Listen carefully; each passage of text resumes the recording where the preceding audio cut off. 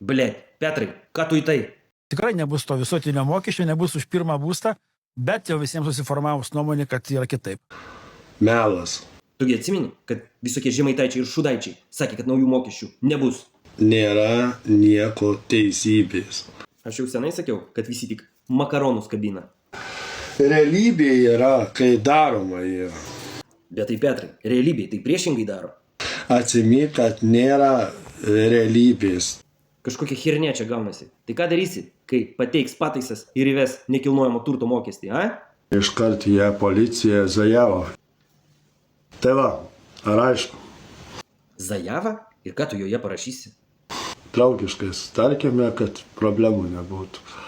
Tu ką manai, paeis ir patikės? Tai va, aš perspėjau. O jeigu nepadės? Tai dar kartą pakartosiu. O tai jeigu nepadės ir tas pareiškimas, tai kiek tu jų rašysi? Visus rašys pareiškimus. Nu, sėkmės. Петушиный крик. Вова, запишите его. Все вместе! Пусть не спускай!